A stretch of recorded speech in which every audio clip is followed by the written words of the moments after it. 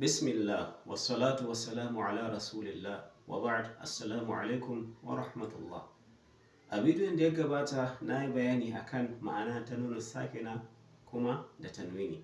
Insha Allah ta'ala a cikin wannan bidiyo zan yi bayani akan alama ta nuna sakina da tanwini.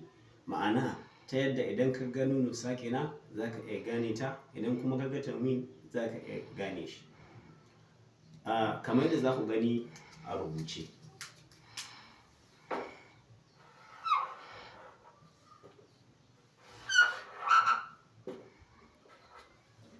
Nunu sakina tana da alama iri biyu. Akwai wadda take ba ta da sukun, akwai kuma wadda take da sukun.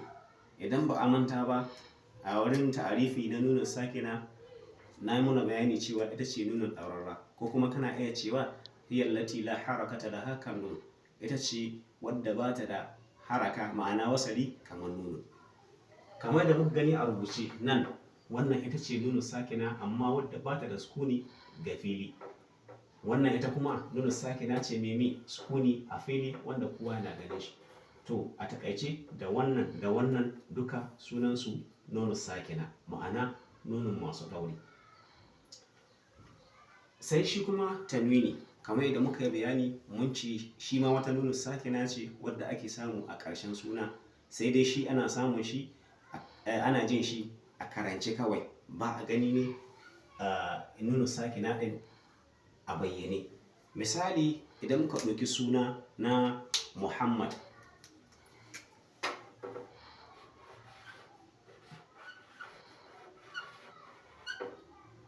idan muka ce Muhammadan,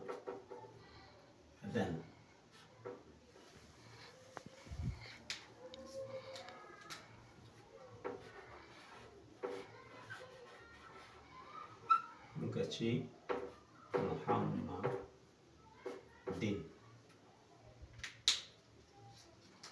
ko muka ce Muhammadun.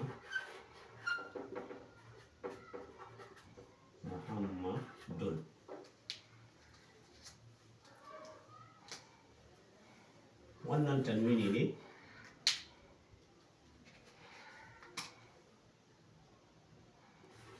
wannan ma tanwini ne, wannan ma tanwini ne.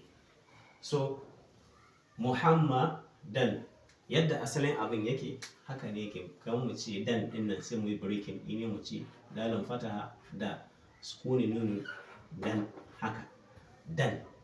To kun ga amma shi a karance ba za a ga nunu sakina ɗin ba, sai dai a ji ta a rubuce, ba za a gane ta ba a wurin tanwini, sai dai a ji ta a karance. Shi ma wannan Muhammadin shi ma tanwini ne. Ai da nace Muhammadin a ƙarshe mun ji nunu sakina amma ba mu gane ta ba. Wannan shi ma na gammatani da muka ce Muhammadun, kun ga mun ji nunu sakina amma ba mu gane ta ba.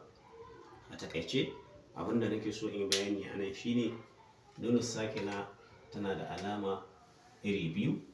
Na farko akwai wadda take ba ta da sukuni, na biyu kuma akwai wadda take da sukuni a fili kowa yana ganin shi. Insha Allah ta'ala nan zan tsaya. Wassalamu alaikum wa rahmatullahi.